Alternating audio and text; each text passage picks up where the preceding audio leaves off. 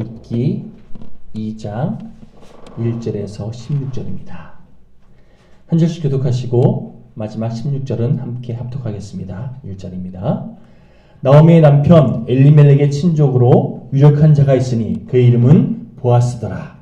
모압 여인 룻이 나오미에게 이르되 원하건대 내가 밭으로 가서 내가 누구에게 은혜를 입으면 그를 따라서 이삭을 줍겠나이다 하니 나오미가 그에게 이르되 내 따라 갈지어다 하매 룻이 가서 베는 자를 따라 밭에서 이삭을 줍는데 우연히 엘리멜렉의 친족 보아스에게 속한 밭에 이르렀더라. 마침 보아스가 베들레헴에서부터 와서 베는 자들에게 이르되 여호와께서 너희와 함께 하시기를 원하노라 하니 그들이 대답하여 여호와께서 당신에게 복 주시기를 원하나이다 하니라. 보아스가 베는 자들을 거느린 사원에게 이르되 이는 누구의 소녀냐 하니 베는 자를 거느린 사원이 대답하여 이르되 이는 나오미와 함께 모압 지방에서 돌아온 모압 소녀인데 그의 말이 나로 베는 자를 따라 단 사이에서 이삭을 죽게 하소서 하였고 아침부터 와서는 잠시 집에서 쉰 외에는 지금까지 계속하는 중이니이다. 보아스가 룻에게 이르되 내 따라 들으라. 이삭을 주우러 다른 밭으로 가지 말며 여기서 떠나지 말고 나의 소녀들과 함께 있으라. 그들이 베는 밭을 보고 그들을 따르라. 내가 그 소년들에게 명령하여 너를 건드리지 말라 하였느니라. 목이 마르거든 그릇에 가서 소년들이 길어온 것을 마실지니라 하는지라. 룻이 엎드려 땅에 대고 절하며 그에게 이르되 나는 이방 여인이거늘 당신이 어찌하여 내게 은혜를 베푸시며 나를 돌보시나이까 하니 보아스가 그에게 대답하여 이르되 내 남편이 죽은 후로 내가 시어머니에게 행한 모든 것과 내 부모와 고국을 떠나 전에 알지 못하던 백성에게로 온 일이 내게 분명히 알려졌느니라. 여호와께서 내가 행한 일에 보답하시기를 원하며 이스라엘의 하나님 여호와께서 그의 날개 아래에 보호를 받으러 온 내게 온전한 상 주시기를 원하노라 하는지라. 룻이 이르되 내 주여 내가 당신께 은혜 있기를 원하나이다. 나는 당신의 하녀 중에 하나와도 같지 못하오나 당신이 이 하녀를 위로하시고 마음을 기쁘게 하는 말씀을 하셨나이다 하니라. 식사할 때에 보아스가 룻에게 이르되 이리로 와서 떡을 먹으며 내 떡 조각을 초에 찍으라 하므로 룻이 곡식 빼는 자 곁에 앉으니 그가 볶은 곡식을 주매 룻이 배불리 먹고 남았더라. 룻이 이삭을 주러 일어날 때에 보아스가 자기 소년들에게 명령하여 이르되 그에게 곡식 단 사이에서 죽게 하고 책망하지 말며 또 그를 위하여 곡식 다발에서 조금씩 뽑아버려서 그에게 죽게 하고 꾸짖지 말라 하니라. 아멘. 지난주에 하나님께서 우리에게 헤세드의 사랑으로 우리를 늘 품고 계신다 말씀드렸습니다. 이 하나님의 헤세드의 사랑은요, 희생과 섬김을 기반으로 한, 그렇게 안 하셔도 되는데 우리를 위해서 희생해 주시고 또 섬겨 주시는 이 마음, 이것을 기반으로 한 사랑이라고 말씀드렸고요. 이 사랑의 모습에는 관심, 또 돌봄, 이해, 존중이라는 이 네 가지 요소가 아름답게 균형을 이루고 있다 말씀드렸습니다. 자, 그런 의미에서 우리가 하나님의 사랑을 우리 삶 가운데 실제화시키기 원한다면요, 반드시 우리들 역시 우리가 살아가면서 누군가에게 관심을 갖고 또 돌봄을 실천하고 또 이해하려 애쓰고 또 존중하는 이 사랑의 네 가지 요소가 우리 삶 가운데 바르게 세팅되어져 있어야 됩니다. 지난 시간을 통해서 이 네 가지 요소가 균형 있게 우리 삶 가운데 세팅되어 있지 않으면 뭔가 하나님의 사랑에서 조금 벗어나 있는, 하나님께서 우리에게 허락하시는 그 헤세드의 사랑에서 좀 벗어나 있는 그런 사랑의 모습, 어떤 사람은 좀 이기적인 자기 중심적인 사랑으로 나타나기도 하고요, 다른 사람에게 오히려 불편을 끼치는 그런 모습으로 나타나기도 한다고 말씀드리지 않았습니까? 자, 지난 시간을 통해서 관심과 돌봄에 대해서 살펴봤기 때문에 오늘은 이해와 존중을 중심으로 해서 말씀을 이제 함께 또 살펴보는 시간을 갖기 원합니다. 자, 그렇습니다, 여러분. 다른 사람을 이해하는 이런 사랑이 우리에게 필요합니다. 그리고 이해하는 사랑을 제대로 실천하기 위해서는요, 상대방이 무엇을 좋아하는지, 또 상대방이 무엇을 싫어하는지 관심을 가지고 바라봐야 됩니다. 내가 상대방의 호불호를 모르는데 상대방의 생각, 어떤 태도 잘 이해할 수 없는 거잖아요. 중요한 것은요, 우리는 너무나 자기 중심적인 내가 기준된 삶을 살아가거든요. 그렇기 때문에 다른 사람을 잘 이해 못해요. 그래서 늘 기도해야 됩니다. 하나님, 상대방을 이해할 수 있는 마음을, 하나님의 마음을 주시옵소서. 주님 마음 내게 주시옵소서. 늘 기도하며 하나님께 우리의 마음을 맡겨드릴 때 우리가 비로소 주님의 도심을 힘입어 다른 사람들을 이해할 수 있게 되는 거죠. 여러분, 우리는 본능적으로 정말 너무나 온통 자기에게 관심을 둬요. 다른 사람에게 또 좀 별 관심이 없는 그런 시간들을 우리가 너무 많이 보내는 거지요. 하나님, 다른 사람에게 민감할 수 있는, 다른 사람을 주목할 수 있는 그런 겸손한 마음, 이타적인 마음 주님 허락하여 주시옵소서. 애숨난 기도하시기 바랍니다.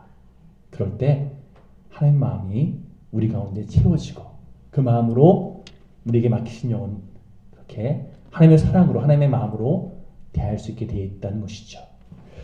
자, 사랑은요, 억지를 부리는 게 아니라고 말씀드렸습니다. 상대가 원치 않으면 스탑, 멈출 줄 알고요. 상대가 뭘 원하는지 알아서 그것을 맞춰줄 줄 아는. 내가 꼭 뭔가 하고 싶다 그러면요, 상대방에게 양해 구하면서 그렇게 상대방이 맞춰가는 이런 태도가 있을 때 우리의 사랑이 더 무르익게 돼 있다는 거지요. 지난주에 그래서 제가 제 딸과의 에피소드를 말씀드리지 않았습니까? 사랑이란 상대방이 잡아달라고 할 때 잡아주고 또 놔달라고 할 때 놓아주는 거. 철저히 상대방에게 맞춰주는 거.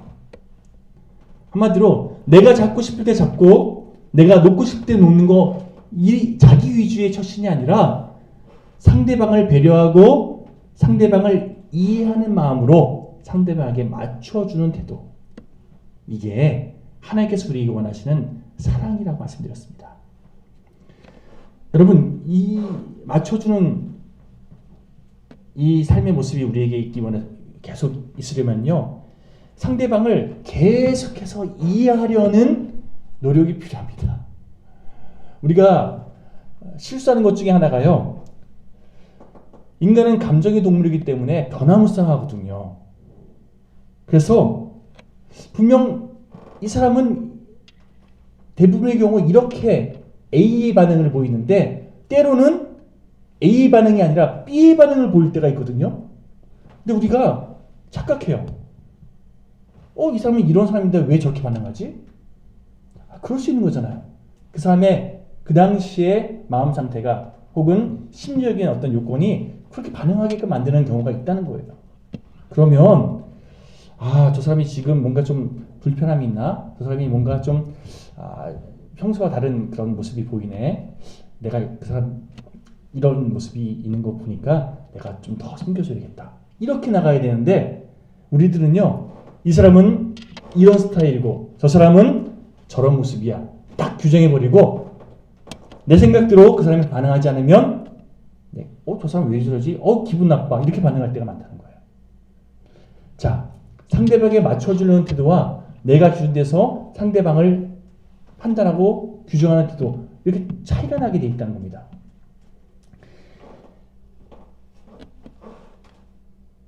항상 상대방을 기준 삼아서 그 사람이 지금 왜 저럴까? 라고 그 사람의 입장이 되어서 바라볼 때, 생각할 때 여러분, 그런 나의 열심과 헌신을 통해서 하나님의 사랑이 흘러가게 돼 있다는 거예요. 상대방이 느끼거든요. 오늘 본문에 소개하고 있는 보아스를 보십시오. 룻의 상황을 잘 이해해주고 있습니다. 우리 본문 12절 말씀을 다시 한번 함께 공독해 볼까요? 12절 시작. 여호와께서 내가 행한 일에 보답하시기를 원하며 이스라엘의 하나님 여호와께서 그의 날개 아래에 보호를 받으러 온 내게 온전한 상 주시기를 원하노라 하는지라. 자, 네가 너의 시어머니를 끝까지 섬기려고 했던 그 너의 헌신 내가 들어서 알고 있다. 그 모습 참 귀하다. 여러분, 룻에 대한 정보를 기반으로 룻을 칭찬해 주고 있어요. 룻을 격려해 줍니다. 그런데 그냥 두리뭉실하게 내가 그냥 너의 알아주고 있어 이렇게 나가 다가간 것이 아니라 너 정말 하나님을 온전히 섬기려고 하는 그 믿음, 내가 그 하나님의 날개 아래로 뛰어든 너의 그 믿음 너무나 칭찬해. 여러분, 롯에 대한 지식, 롯에 대한 정보를 바탕으로 해서 배려해주고 관심 가져주고 이해해주면서 그렇게 사랑으로 섬기는 이 보아스의 모습을 오늘 본문을 통해 볼 수 있지 않습니까? 여러분, 이해라는 이 부분에 대해서 묵상하다 보니까요, 문득 예전 교회에서 저랑 같이 신앙생활을 했던 한 집사님이, 여자 집사님께서 자신의 신혼 시절에 있었던 일에 대해서 얘기해 줬던 그 일화가 떠오르더라고요. 집사님이 한참, 여러분 사실 결혼하고 나서 뭐라 그러죠? 주도권 싸움 이거 할 필요가 있습니까? 할 필요가 없습니까? 할 필요 없거든요. 그런데 희한하게도요, 주도권 싸움 해야 된다고, 확 잡아야 된다고 이상한 정보들이 그렇게 흘러가서 서로 막 어떻게든 섬겨주려고 하고 어떻게든 아껴주려고 하는 게 아니라 내가 이기려고 하고 상대방의 머리 꼭대기에 올라서려고 하는, 이러다가 서로 감정만 상하는 이런 일들이 신혼부부 사이에 참 많이 일어나게 되는 걸 보게 됩니다. 여러분, 이 집사님이요, 어느 날 토요일 날 좀 쉬고 싶잖아요. 그래서 남편이 소파에 누워서 TV 보는데 가만 보니까 집이 너무 지저분하더래요. 그래서 여보, 집이 너무 지저분하네 라고 한마디 하신 거예요. 그 말을 듣고 남편이 뭐라고 얘기했을까요? 그러네, 지저분하네 라고 대답하고 다시 TV를 본 거죠. 이 집사님께서 뭘 말씀하고 싶었던 걸까요? 너무 지저분하니까 청소했으면 좋겠어. 당신이 혼자 청소하면 더 좋고, 힘드니까 우리 같이 청소할까? 사실 이거 얘기하고 싶었던 건데, 남편이, 이 집사님께서 지저분하네 라고 물어보니까 있는 그대로 그냥 받아들인 거죠. 그러네, 정말 지저분하네 하고 자기 나름대로는 아내가 물어본 그 질문에 성심성의껏 대답하고 또 자기가 하고 싶은 TV를 본 거죠. 순간적으로 이 집사님이 마음이 상한 거예요. 내가 이렇게까지 얘기했는데 내가 뭘 원하는지 알아듣지 못하고 지금 TV나 보고 있어? 순간적으로 확 기분이 상해서 결국 둘이 이것 한마디 한마디 이렇게 주고받다가 그게 싸움으로 번진 거죠. 여러분, 여기 지저분하니까 우리 같이 청소해야 해요. 아니면 여기 좀 청소해 줄래요? 정확하게 찝어서 얘기하면, 여러분, 사랑하는 아내가 부탁하는데 아무리 귀찮아도 그래 알았어, 이따가 좀 하면 안 될까? 뭐 이렇게 대화하면서 뭔가 해결책이 만들어지는 것이거나, 아니면 내 아내가 지금 신혼인 거잖아요. 사랑하는 아내가 부탁하는데 해줘야지. 남편들이 그렇게 반응하는데 정확하게 찝어서 얘기하지 않으니까 뭘 원하는지 몰라서 결국 서로 오해가 생긴 거죠. 당신 어떻게 그럴 수 있어? 내가 꼭 말해야지 알아들어? 내 마음 몰라? 내가 뭘 원하는지 정말 모르는 거야? 속았네, 속았어. 이런 흐름으로 가면요, 아무것도 해결 안 돼요. 서로 감정만 상하는 거죠. 남자들은요, 여자들처럼 감정이 그렇게 좀 풍성하지 않아요. 그래서 뭐 얘기하면 그냥 있는 그대로 얘기하는 경우가 참 많아요. 그 사고방식 때문에 뭐가 딱 있는 그대로 딱 얘기가 되면 그걸 그대로 받아서 얘기하는 경우들이 참 많거든요. 그렇기 때문에 정확하게 얘기하고 내가 뭘 원하는지 콕 집어 얘기해주면 그걸 반응하게 돼 있어요. 그런데 그걸 얘기 안 해주고 뭐 인터넷 보니까 여자 언어, 남자 언어 하면서 서로 뭔가 딱 얘기하는데 남자들 그거 이해 못하고 또 남자들이 뭐 얘기하는데 너무 직설적으로 이게 뭐 얘기하는 거야 하면서 오히려 더 비비꼬아서 생각하는 여자들의 태도. 왜 그런지 정확하게 자기가 뭘 원하는지 얘기하면 상대방이 그것을 맞춰갈 수 있도록 도와주면 되는 건데 상대방을 배려하지 않는 이런 태도들이 결국에는 다툼의 원인이 되더라는 거예요. 여러분, 원수가 아니고 사랑하는 사이면 서로 맞춰가면서 서로 배려하면서 서로 더 성장하는 이런 부부가 될 수 있는 건데 주도권 싸움하거나 내가 기준되어서 상대방에게 내가 원하는 걸 막 그렇게 강요하거나 이러면요 서로 성장하지 못하고 오히려 마음의 상처만 쌓여가더라는 거죠. 여자분들이 자주 하시는 말 가운데 그것도 몰라? 내가 자존심 상하게 그걸 꼭 내 입으로 말해야 돼? 이 말해주셔야 돼요. 여자들도 서로 자기가 뭘 원하는지 서로 상대방의 얘기 듣고 캐치 못하는 경우도 있더라고요. 얘기해 주셔야 돼요. 자존심의 문제가 아니라 상대방을 배려하는 문제로 접근하면요 이 문제가 해결되게 돼 있다는 겁니다. 한 명은 말해주지 않아서 신경질 나고 한 명은 알아듣지 못해서 신경질 나니 이게 힘든 거잖아요. 현명하게 상대방에게 맞춰줄 줄 알고 상대방의 상황을 이해하면서 내가 원하는 거 그렇게 상대방에게 요구할 때 서로 윈윈 할 수 있는 거 아니겠습니까? 남녀 사이뿐만 아니라 사실 다른 사람들 대할 때 기본 적용 원리예요. 내가 기준되어서 이렇게 저렇게 상대방에게 뭘 요구하는 게 아니라 상대방이 내가 원하는 거 이렇게 잘 캐치할 수 있도록 도와주고 얘기하면요 나도 좋고 상대방도 좋아요. 여러분 나와 언어가 다른 외국인과 뭔가 대화할 때 비비꼬아서 막 복잡하게 얘기하시나요? 아니면 정확하게 내가 뭘 원하는지 서로 언어가 다르니까 콕 집어 얘기하시나요? 콕 집어 얘기하시죠. 그래야 서로 오해하지 않으니까. 나와 언어가 다른 사람인 거예요. 상대방은. 나와 생각이 다른 사람인 거예요. 상대방은. 그러면 알아주겠지, 캐치하겠지 하면서 막 비비꼬아서 얘기하는 게 아니라 콕 집어 얘기해 주면 된다는 거예요. 그러면 서로가 좋은 거. 이게 나도 좋고 상대방도 좋은 서로를 이해해주는 그런 언어 습관 아니겠습니까? 여러분 이 이해에 대해서 제가 한 가지 더 말씀드리자면요. 요즘 관심도 아주 많고 또 돌봄도 아주 극진한데 그런데 바른 이해를 기반 삼지 않고 관심 갖고 돌보는 사람들 뭐라 그러는지 아십니까?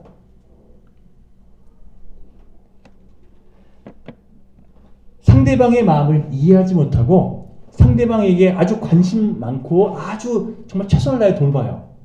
그런데 상대방이 그런 열심을 다한 돌봄과 관심을 불편해해요. 뭐라 그런가? 자,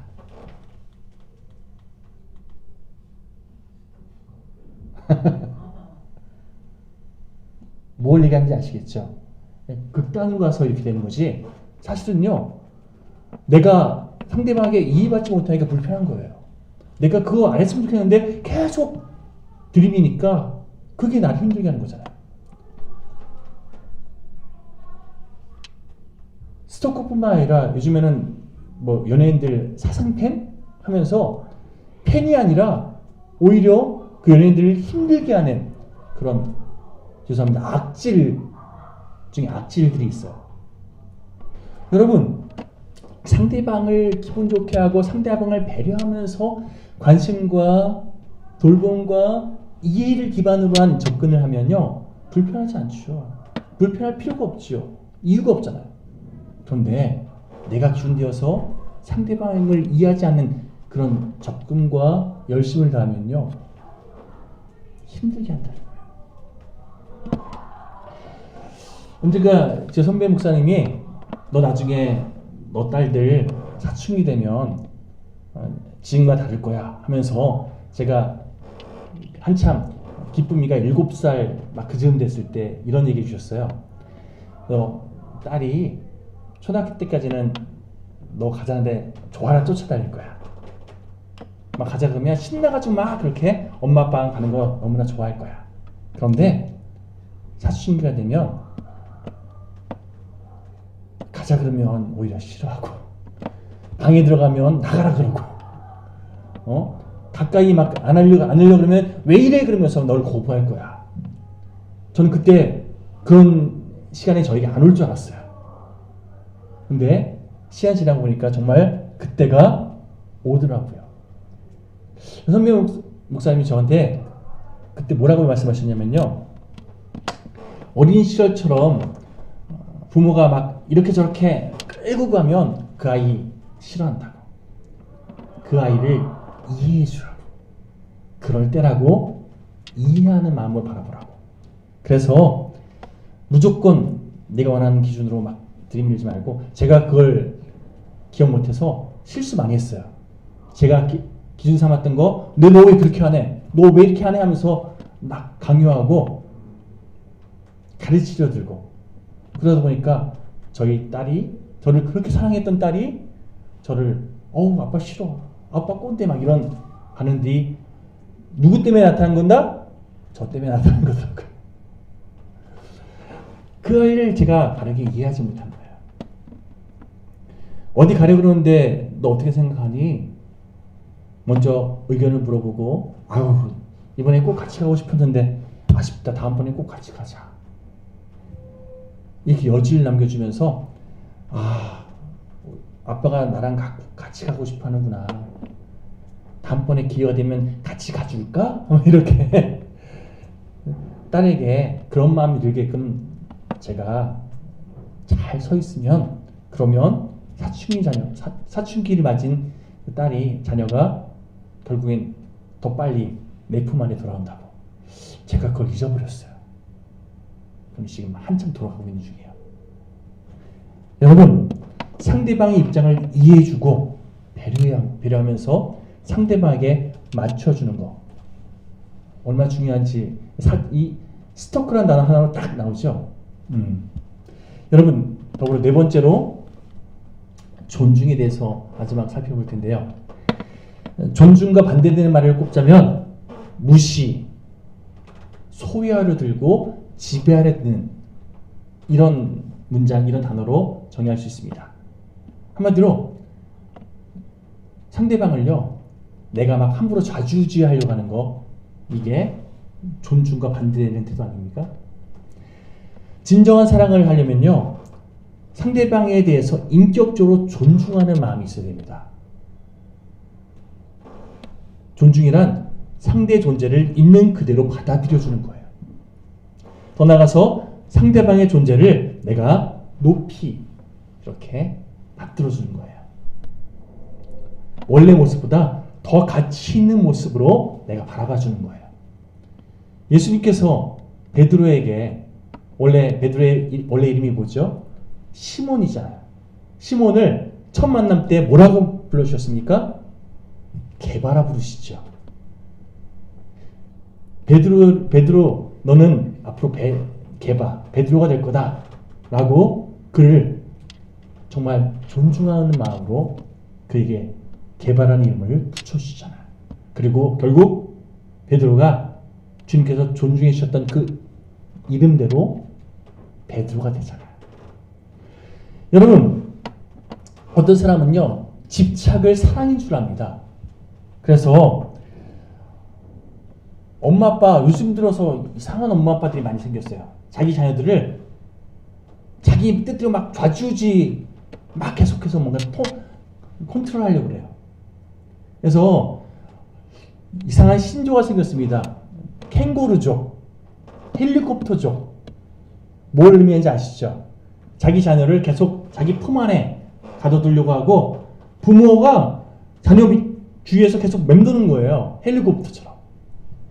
심지어는요, 직장에서 뭔가 문제가 있으면 그거 다 당성한 자기 자녀가 알아서 해결해야 되는 거지 아닙니까? 부모가 직장 상사한테 전화해서 우리 아들, 우리 딸 왜 힘들게 하냐고 막 그렇게 이런 부모들이 요즘 많이 있대요. 여러분, 우리들이 또 실수하는 것 중에 하나가 뭐냐면요. 어떤 사람에게 예를 들어 9가지 장점이 있고 1가지 단점이 있다 그러면요. 장점이 더 많잖아요. 그 장점을 우리가 칭찬해주고 그 장점을 누리면 되는데 희한하게 우리는요. 단점 하나에 주목해요. 단점 하나를 크게 봐요. 그래서 사랑한다는 사람에게 사랑이라는 미명하에 이런 말을 합니다. 넌 이런 장점이 있지만 이거 하나만 고치면 얼마나 좋을까. 그럼 100점짜리인데 이러면서. 여러분, 그건 사실 사랑이 아니에요. 편견이고 집착이에요. 내가 그 사람을 사랑하기 때문에 더 완벽한 사람이 되게끔 내가 조언한다고 난 생각하지만 사실은요, 그 사람은 지적받은 그 단점 하나 때문에 그 사람의 장점이 다 가려져요. 예전에 제가 사실 약점이 많은 사람이거든요. 장점 이상으로 단점이 아주 많은 사람이거든요. 근데 저를요, 그 단점 괜찮아 그러면서 덮어주고 그렇게 저의 장점을 막 그렇게 칭찬해주면서 저를 좋아해주는 사람 만나면요, 그렇게 막 힘이 나더라고요. 반면에 당신은 이게 문제고 저것 때문에 힘들고 막 이러면서 저의 단점을 계속 지적하는 사람 만나잖아요. 그러면 저도 모르게 위축되고 주눅들고 막 힘을 내서 뭔가 하는 게 아니라 계속 움츠러들더라고요. 여러분, 바보가 아닌 이상이야 자기가 뭐가 문제인지 알잖아요. 물론 모르는 사람들이 있어요. 그런 사람들에게는 지혜롭게 잘 알려주면 되는 건데, 여러분, 내 문제, 내 부족함, 대부분의 사람들은요, 하나님께서 우리 인격적으로 우리를 만드셨기 때문에 자기가 뭘 잘못했을 때 그 잘못한 거 알아요. 그런데 스스로 내가 뭘 잘못했는지 아는 사람에게 어떤 사람이 그럼에도 불구하고 괜찮아 그러면서 그 사람을 인정해 주잖아요. 그 잘못 그냥 품어주잖아요. 그러면 그런 사람에게 내가 느끼는 감정이 뭐겠습니까? 내가 그 사람과 있으면 너무 힘나고 그 사람이 나를 얼마나 귀하게 여기고 나를 얼마나 소중하게 여기고 나를 얼마나 인정해 주는지 내가 느끼는 거잖아요. 그래서 내가 그 사람 앞에서 더 좋은 모습으로 서 있고 싶고, 내가 나를 그렇게 한 사람의 인격체를 바라보지 그 사람을 위해서 최선을 다해 헌신하고 싶은 이런 마음 드는 건 당연한 결과 아니겠습니까? 자꾸만 지적하고 그게 문제라고 막 이러면서 찔러대면요, 그 사람 계속 주눅 들면서 더 못하게 돼요. 이런 흐름이 생기더라는 거예요. 여러분, 존중하고 용납하는 거, 이게 어떤 의미에서 보면요, 한 사람을 더 귀하게 만드는, 더 성장하게끔 만드는 그런 발판이 되는 경우가 참 많습니다. 물론 그 사람 방치하라는 거 아니에요. 못하는데 불구하고 잘한다 이렇게 하는 거 아니에요. 그 사람을 그럼에도 불구하고 기대해주고 기다려주고 인정해주는 그런 넉넉한 마음으로 대할 때 그 사람이요, 그 부족한 부분을 스스로 채워가게 돼 있다는 거예요. 보아스를 보십시오. 또 룻을 보십시오. 상대방의 의사를 존중해주고요, 상대방을 잘 섞여줍니다. 그 결과 하나님께서 허락하시는 유익을 누리게 되더라. 이게 룻기의 흐름 아닙니까? 자, 언제까지 상처 하면서 누군가를 원망하며 지내실 겁니까? 여러분, 언제까지 그렇게 처신하는 사람들을 그냥 방치하고 방관하고 계실 겁니까? 하나님과 먼저 연결되십시오. 그래야 회복될 수 있습니다. 더불어 하나님과 연결시키십시오. 그럴 때 회복시킬 수 있다는 겁니다. 우리 요한복음 3장 16절 너무나 잘 아시는 성경 구절이죠. 하나님이 세상을 이처럼 사랑하사 독생자를 주셨으니 이는 저를 믿는 자마다 멸망치 않고 영생을 얻게 하려 하심이니라. 이 구절에 하나님이 세상을 이란 이 단어에 나를 한번 집어넣으십시오. 하나님이 나를 이처럼 사랑하사. 자, 이번에는 하나님이 이 옆에 있는 계신 분 이름 한번 집어넣어 보실까요? 하나님이 김민선 장로님을 이처럼 사랑하사, 남성관 권사님을 이처럼 사랑하사, 박병자 권사님을 이처럼 사랑하사. 아멘. 아멘. 여러분, 우리에게 무엇을 확증해 주고 계십니까? 하나님이 우리를 너무나 사랑하고 계신다는 거예요. 그 사랑을 경험하기만 하면, 그 사랑을 깨닫기만 하면, 그 사랑을 누리기만 하면, 여러분, 하나님의 자녀되는 권세를 누리며 모든 것이 다 회복되는 그런 복된 삶을 우리가 영위하게 되어 있는데, 다른 사람을 회복시키는 하나님의 도구로 쓰임받게 되어 있는데, 여러분, 하나님과 연결되십시오. 하나님과 연결시키십시오. 이것이 저희들의 삶이 되기를 간절히 소망합니다. 하나님의 사랑의 네 가지 요소 다시 한번 살펴볼까요? 관심, 돌봄, 이해, 존중. 자, 이 네 가지 요소 가운데 내 삶 가운데 부족한 부분이 무엇인지, 더 잘 가다듬어 가야 할 부분이 무엇인지 다시 한번 점검해 보십시오. 관심과 돌봄과 이해와 존중이 아름답게 어우러져서 하나님께서 나에게 맡기신 영혼들 정말 최선을 다해 사랑으로 섬길 수 있는 그런 우리 모두가 되시기를 간절히 축원드립니다.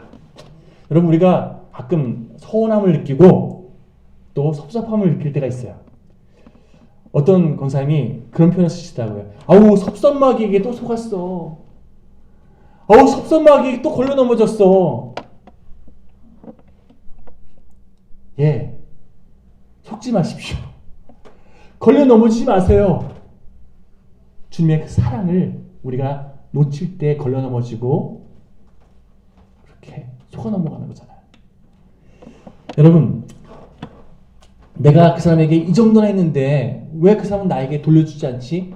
그 마음 품는 순간 걸려 넘어지고 속아 넘어간다는 거예요. 섭섭마귀에게. 여러분, 한번 생각해 보십시오. 하나님께서 여러분들이 하나님께 뭔가 해드렸기 때문에 여러분들 사랑하신 겁니까? 하나님께서 우리에게 베푸신 그 은혜, 그 사랑만큼 우리가 하나님께 돌려드렸기 때문에 우리를 사랑해 주셨어요? 아니잖아요. 그냥 우리를 하나님의 자녀로서 인정해 주시고 사랑해 주신 거잖아요. 하나님조차 우리에게 뭔가 돌려받지 않으시는데 우리가 뭘 했다고, 우리가 뭐라고 다른 사람들에게 그렇게 뭔가 돌려받지 못해서 섭섭해하고 서운해합니까? 우리는 하나님께 세 발의 피도 못 돌려드렸는데.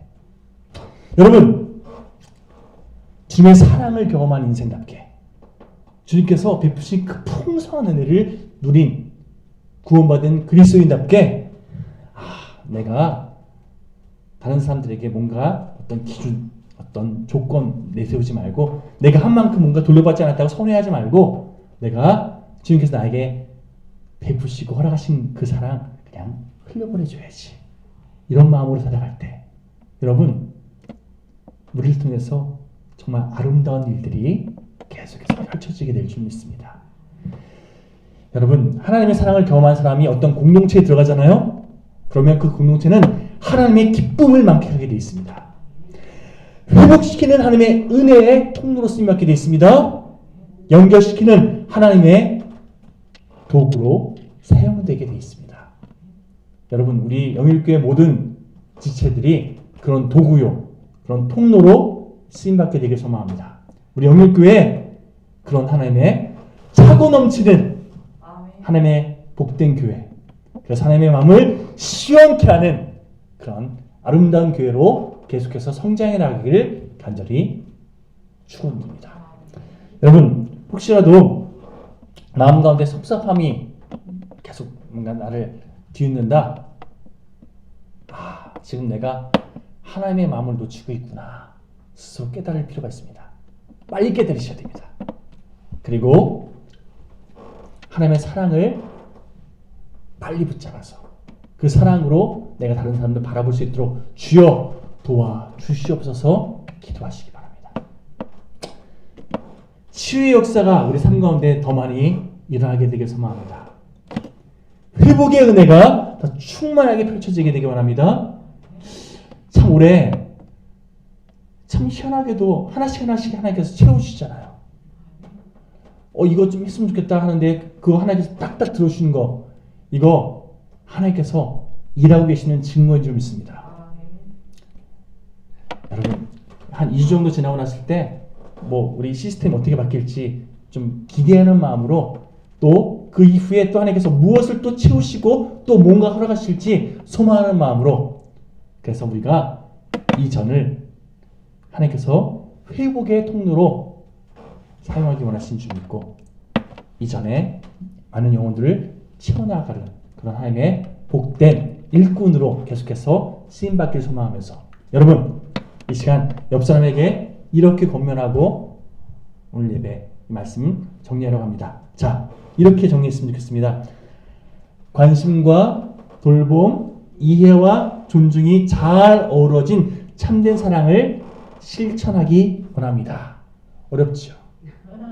자, 또 보시면서 그냥 읽으시면 돼요. 관심과 돌봄과 이해와 존중이 잘 어우러진 하나님의 사랑이 내 가운데 충만하기를, 여러분 삶 가운데 충만하기를 원합니다. 한번 옆 사람에게 이제 여러분 이해되시는 그 문장으로 한번 선포하시고 함께 기도하는 시간이 되었으면 좋겠습니다. 시작. 관심과 돌봄과 이해와 존중이 잘 어우러진 그럼 제가 되기 원합니다.